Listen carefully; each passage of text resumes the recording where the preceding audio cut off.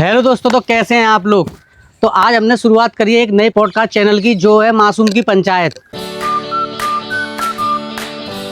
मासूम की पंचायत में आज हमारे साथ हैं हमारे पहले पॉडकास्ट में लब्बू पंडित और लव शर्मा, जो कलवारी ग्राम पंचायत से पहले भी चुनाव लड़ चुके हैं और कांग्रेस के बिचपुरी ब्लॉक अध्यक्ष भी हैं। तो नमस्कार भैया, आप कैसे हैं? आप बढ़िया है। तो आप बताइए अपने बारे में कुछ। नमस्कार, जय भीम साथियों। मेरा नाम लब्बू पंडित है, ग्राम पंचायत कलवारी से प्रधान पद प्रत्याशी। आपकी उम्मीदों के साथ मैं मैदान में क्षेत्र में हूँ। हाँ, तो लब्बू भैया, हम आपसे जानना चाहते हैं, आपने पहले भी चुनाव लड़ चुके हैं इस ग्राम पंचायत से, तब आप कुछ ही वोटों से हार गए थे। तो आपका उस चुनाव से लेके इस चुनाव तक क्या कार्य रहा पंचायत के लिए और क्या क्या चीज़ें करी जिससे लोग आप पे दोबारा भरोसा कर सकें और इस बार आप भारी बहुमत से जीत सकें? मैं पिछली बार 2015 में जब प्रधान पद के उम्मीदवार के रूप में मैं जनता के सामने था, तो जनता ने मेरा पूरा सहयोग किया, भरपूर सहयोग किया। चारों गांव से, कलवारी, अमरपुरा, बिलासगंज, छोटी अलवतिया, चारों गांव से जनता ने मुझे समर्थन दिया। मुझे सफलता नहीं मिल पाई, लेकिन फिर मैं दोबारा इस समय मैदान में क्षेत्र में जनता के बीच पिछले से पार से ज़्यादा भरपूर, पिछली बार से ज़्यादा जोश, पिछली बार से ज़्यादा उत्साह, पिछली बार से ज़्यादा उमंग के साथ मैं इस समय दोबारा जनता के बीच में हूँ। इस बार जनता का भरपूर सहयोग मुझे मिलने की आशा है। आधी रात हर सुख दुख में जो भी मेरे पास जिसकी भी खबर आती है, जिसकी भी सूचना आती है, वो व्यक्ति अगर मेरे पास नहीं आ पाता है तो मैं उसके दरवाजे पे पहुंच जाता हूं और उसकी जो भी समस्या होती है, जो भी मदद मेरे लायक होती है करने लायक, मैं वो करता हूं। इसी उम्मीद के साथ, इसी आधार पर जनता का प्यार, स्नेह मुझे मिला हुआ है और आगे भी ऐसे ही मिलता रहेगा। तो मैंने सुना है कि इस पंचायत में आपकी लेगेसी बरकरार है। आपसे पहले आपके परदादा या दादा ने भी यहाँ से चुनाव लड़ चुका है, तो आप उसी लेगेसी को बरकरार रखना चाहते हैं? नहीं, मेरे जो पूर्वज हैं, मेरी जो दादाजी हैं, उन्होंने जनता की सेवा की है। उनके समय के कई कार्य ऐसे हैं जो आज तक गांव में नज़ीर बने हुए हैं। जैसे कि कलवारी ग्राम पंचायत में पोस्ट ऑफिस का खुलना, ये हमारे दादाजी की देन है कि उस समय पे, आज तो अगर शाहगंज पोस्ट ऑफिस है, जाते हैं लोग, लेकिन किसी समय पर आज से 20 साल 25 साल पहले शाहगंज पोस्ट ऑफिस नहीं था, तो कलवारी पोस्ट ऑफिस में ही डाक वगैरह आया करती थी, लोगों की चिट्ठी वगैरह यहीं से जाती थी, यहीं से आती थी। और जैसे कि कलवारी ग्राम पंचायत में टेलीफोन लाने का काम हमारे दादाजी ने किया था। सबसे पहली टेलीफोन लाइन कलवारी ग्राम पंचायत में हमारे दादाजी द्वारा लाई गई थी। मैं आपसे एक बात और जानना चाहता हूँ, जो मौजूदा प्रधान हैं कलवारी ग्राम पंचायत के, उनके विकास कार्यों से आप कितना सहमत हैं? देखिए, भ्रष्टाचार चरम पर है, इसमें कोई दो राय नहीं है। चाहे मौजूदा प्रधान हो या मौजूदा ग्राम विकास अधिकारी हो या पंचायत से रिलेटेड जितने भी कर्मचारी हैं, सब भ्रष्टाचार में लिप्त हैं। इसमें कोई दो राय नहीं है। कोई विकास कार्य कहीं पर नहीं हुआ है। जहाँ ज़रूरत नहीं है, जैसे एडीए अप्रूव्ड कॉलोनी जो कि विकास प्राधिकरण के अंडर में आती हैं, ऐसी जगह पर विकास कार्य करके जो गांव की पुरानी जनता है उनकी उपेक्षा की है, उनका अपमान किया है। तो गांव के अंदर कुछ गलियां ऐसी हैं जहां आज तक रोड नहीं बना है। जैसे आपकी ये कलवारी में पुरानी गली है, जौहरा आंटी वाली गली, उस गली में आज इतना बुरा हाल है। उस गली के बारे में कभी प्रधान ने आके देखा है? उस गली को कभी आए नहीं। प्रधान जी को भी अवगत कराया और अन्य जनप्रतिनिधियों को भी अवगत कराया, लेकिन उस समस्या के समाधान के लिए कोई भी जनप्रतिनिधि आगे आने को तैयार नहीं है। अब इस वाक़ये से वहाँ की जनता में बहुत आक्रोश है। आने वाले समय में ये भी हो सकता है कि जिला मुख्यालय पर जनता धरना दे या ब्लॉक मुख्यालय पर जनता धरना दे, तब इसकी पूरी जिम्मेदारी ग्राम पंचायत अधिकारियों की और ग्राम विकास अधिकारियों की होगी। धरने से मुझे याद आया, मुझे अभी कुछ दिन पहले आपने वोट चोर वाला जो मामला चल रहा है, क्योंकि आप कांग्रेस पार्टी के ब्लॉक अध्यक्ष भी हैं बिचपुरी से, जिसमें आप एक तख्ती लेके एक फ़ोटो वायरल हुआ था आपका चुनाव आयुक्त के घर के बाहर।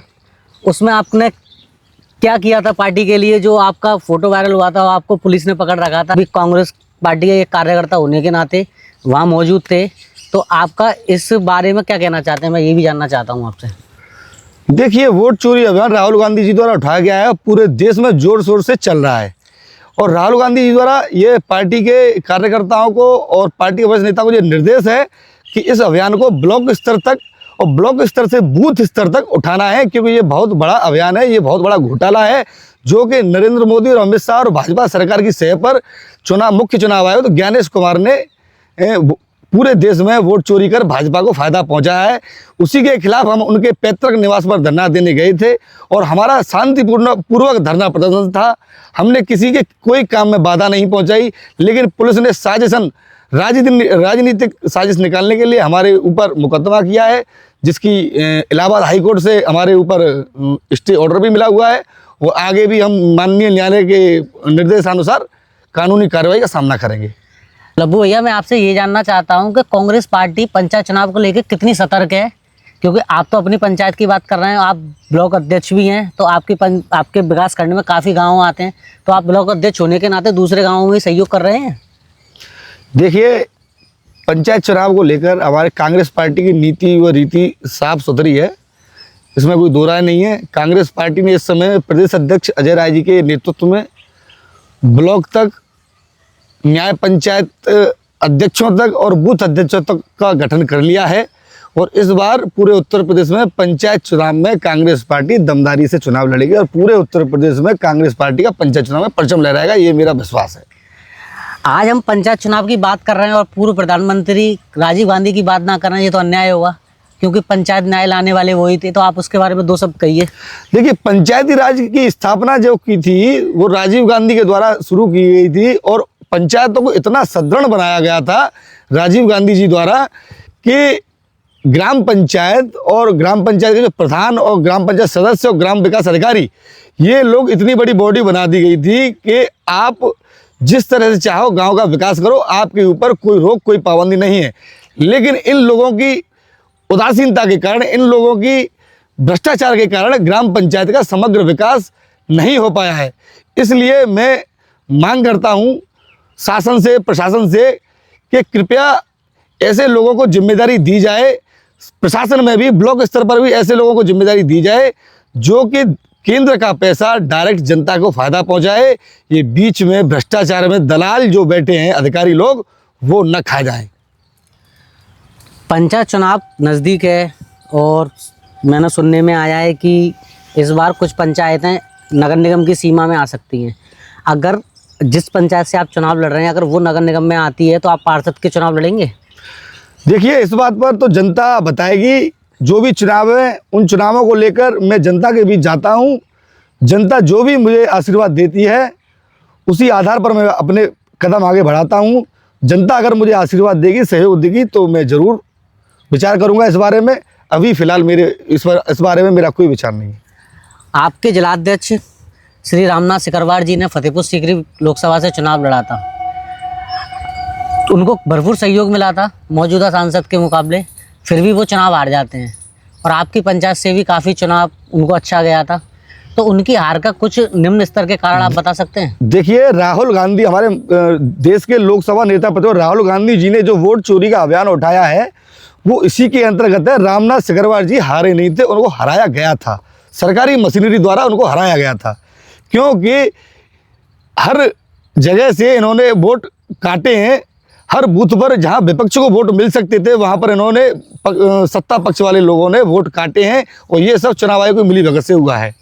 आपसे एक बात और कहना चाहूँगा कि जिस तरीके से आपने प्रधान को लिफ्ट किया कलवारी ग्राम पंचायत के उसके अंदर, तो इसमें तो आपके वार्ड मेंबर भी हैं। उन्होंने 14 नंबर वार्ड से जो वार्ड मेंबर हैं इस टाइम के, उन्होंने कितने विकास कार्य कराए? देखिए, मैं आपको फिर बता रहा हूं कि जितने भी जो जनप्रतिनिधि हैं वो इस समय जनता के प्रति उदासीन हैं।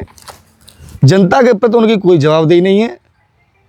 जो विकास कार्य होने चाहिए, जहां होने चाहिए, वहां पर कोई भी कार्य नहीं हुआ है। आप चाहो तो अपनी टीम के साथ पूरे गांव का भ्रमण कर सकते हो और आप देख सकते हो कि इन लोगों के बीच में जो जनप्रतिनिधि वोट मांगने आए थे, वोट जीतने के बाद में उन लोगों के पास वो दोबारा शकल दिखाने तक नहीं आए। विकास कार्य तो बहुत दूर की बात है।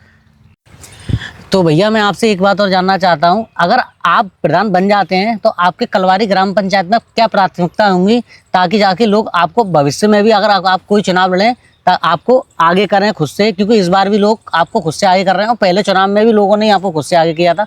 बस कुछ कारणों से आप चुनाव हार गए थे, वो सबको पता है, पर आप अपनी बताइए कि आपकी प्राथमिकता क्या होंगी? देखिए, अगर जनता का आशीर्वाद मुझे मिलता है तो मेरी जो प्राथमिकताएं होंगी वो ये हैं कि जहाँ पर भी रास्तों में अगर जल निकासी की सुविधा नहीं है तो वहाँ तुरंत और तत्काल और प्राथमिकता के आधार पर जल निकासी की व्यवस्था की जाएगी। नालियों को बड़े बड़े नालों से जोड़ा जाएगा। जहाँ रास्ते ख़राब हैं वो रास्ते सभी बनवाए जाएंगे। प्रधान के हैसियत से या विधायक की हैसियत से या सांसद जी के पास जाके या जिला पंचायत कहीं ना कहीं जाके, ऐसी बात नहीं है कि एक ग्राम पंचायत में मात्र प्रधान का ही बजट आता हो, और भी अन्य जनप्रतिनिधि हैं, अगर उनके पास समस्या को बताया जाए या पहुंचाया जाए तो वो अवश्य ही कार्य करेंगे, ऐसा मेरा मानना है। और इसी आधार पर मैं जनता के हित के कार्य करूंगा। तो लब्बू भैया, आपसे मिलकर काफ़ी अच्छा लगा। आपने हमें अपनी पंचायत के बारे में बताया और सारे विकास कार्यों के बारे में बताया, और पंचायत में जो प्रधान ने जो काम नहीं किए उनके बारे में बताया। हम सहयोग करते हैं कि आपकी इस चुनाव में जीत हो और आप जनता का कार्य करते रहें।